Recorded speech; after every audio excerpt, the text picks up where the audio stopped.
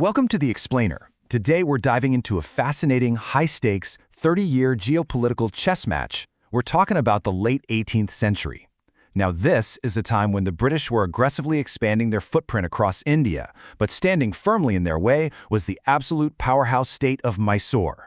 What unfolds between 1767 and 1799? Well, it's literally a masterclass in military strategy, incredibly clever diplomacy, and an eventual dramatic shifting of power dynamics. Okay, let's dive into this.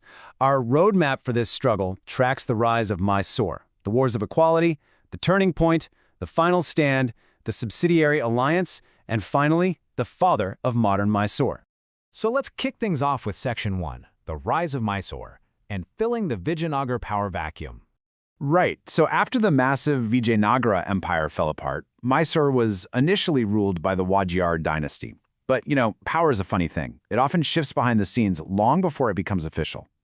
In the Wadiyar court, there were these two key ministers, Devraj and Nanjaraj.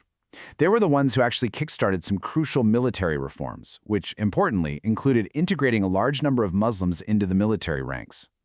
Rising up through those newly reformed ranks was a highly capable, incredibly short military commander named Hyder Ali.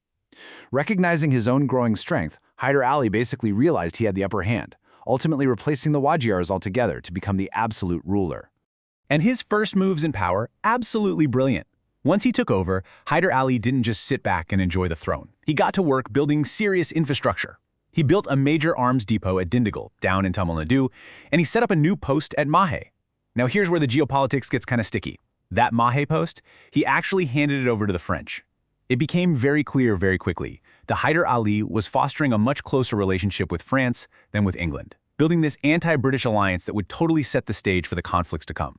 Which brings us right to Section 2, the Wars of Equality and holding the line.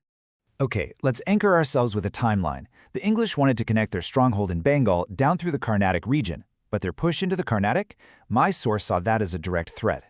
This massive tension sparks the First Anglo-Mysore War in 1767, which wraps up with the Treaty of Madras in 1769. Then, just a decade later, the English actually captured that crucial Mahe post we just talked about. That triggers the Second Anglo-Mysore War in 1780, ending with the Treaty of Mangalore in 1784. Let's look at exactly how Hyder Ali operated during that first war, because it is fascinating. The English had managed to create an alliance with the Marathas and the Nizam of Hyderabad to basically gang up on Mysore. But Hyder Ali executed what's explicitly called clever diplomacy. He literally bought off his enemies. He offered huge sums of money to the Marathas and a territorial division of the Carnatic to the Nizam. And you know what? It worked flawlessly. Both groups totally ditched the English, isolating them completely.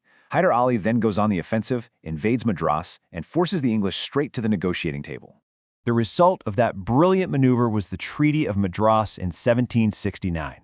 The terms were simple. Hyder Ali gets out of Madras, and the English get out of the Carnatic. Now contrast this with the Treaty of Mangalore in 1784, which ended the Second War. During that second conflict, the British commander Sir Eric Coote actually defeated Hyder Ali at Porto Novo, and sadly, Hyder Ali died of cancer in 1782. But his son Tipu Sultan stepped right up, didn't miss a beat, carried the war forward, and signed the Treaty of Mangalore. The absolute key takeaway from both of these treaties is that they were based on total equality. In fact, that 1784 treaty, it was the last treaty ever concluded by an Indian ruler with the British on the basis of absolute equality. But, as we know, history rarely stays balanced forever. Welcome to Section 3, the turning point, where the scales finally tip. Fast forward to 1790, and the era of equality is officially over. Lord Cornwallis, the exact same Cornwallis from the American Revolution, is now calling the shots for the British in India, and he aggressively forces a third war on Mysore. This time around, the outcome is vastly different. Tipu Sultan faces a massive, crushing military defeat. And the resulting Treaty of Seringapatam in 1792? It's a devastating blow. Half, literally an entire half of the Mysore state is simply swallowed up by the British. On top of losing half his kingdom, a huge war indemnity, basically a massive financial penalty, is slapped on Tipu Sultan. And to guarantee he actually paid up, the British took his sons and held them hostage. It's just a brutal geopolitical pivot that completely shattered Mysore's power. Which inevitably leads us to Section 4, the final stand, 1799 and the fall of Mysore. In 1799, the Fourth Anglo-Mysore War breaks out. Facing just overwhelming odds, Tipu Sultan does not surrender. He actually dies fighting on the battlefield. With Tipu gone, the British effectively have total control. But rather than ruling the territory directly, they make a highly calculated move. They return the throne of Mysore to the original Wadiyar dynasty. That's the very same dynasty Hyder Ali had replaced decades earlier. Now, obviously, they didn't just hand the kingdom back out of the goodness of their hearts. Which brings us to Section 5, the Subsidiary Alliance, the blueprint of empire. Upon returning the Wadiyar dynasty to power, the British imposed what's called the Subsidiary Alliance Treaty, formulated by Lord Wellesley, who the sources accurately describe as a real imperialist.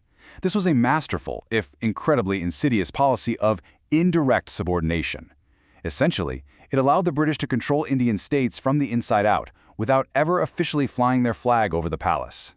So the crucial point here is how this actually functioned mechanically. If a state signed this alliance, British soldiers were permanently stationed directly inside the capital of that Indian state. A British resident, who was basically acting as a heavily armed ambassador, was appointed to the court.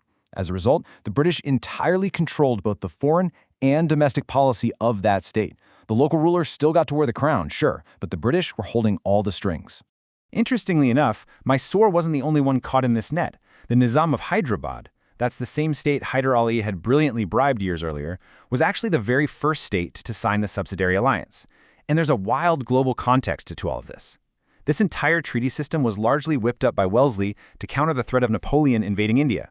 The British wanted the Indian states completely locked down and subordinated, so there was zero chance they could ally with the French. And speaking of the French, that brings us to our final chapter, Section 6, Father of Modern Mysore, looking at the legacy of Tipu Sultan. Now, what's really interesting about Tipu Sultan is that despite his ultimate defeat, he was rightfully called the father of modern Mysore. His internal reforms were just incredibly forward-thinking. He introduced the Gregorian calendar to his state. He implemented modern weights and measurements, using kilometers, meters, kilograms, and grams. Beyond his borders, he acted exactly like a modern head of state, setting up official embassies in Turkey, Iran, France, and Burma. And showcasing some serious domestic diplomacy, he even donated funds to reconstruct the Hindu Sharda temple. But it was his global geopolitical networking that truly terrified the British. Tipu Sultan actively worked to create an anti-British alliance, and he did it by directly connecting with the French Revolution. He publicly supported the French Revolution, he became an official member of the Jacobin Club, a famous revolutionary political group in France, and he went so far as to plant a tree of liberty right in his capital of Seringapatam to symbolize this incredible bond. Which leaves us with a massive historical what-if. Tipu Sultan built these profound ties with France, while the British built a subsidiary alliance specifically to stop French influence. It really makes you wonder, if Napoleon's forces had actually managed to reach India, how might Tipu Sultan's revolutionary French alliances have completely reshaped global history? It's a wild thought, and it shows just how deeply connected this 30-year struggle in Mysore was to the wider world stage.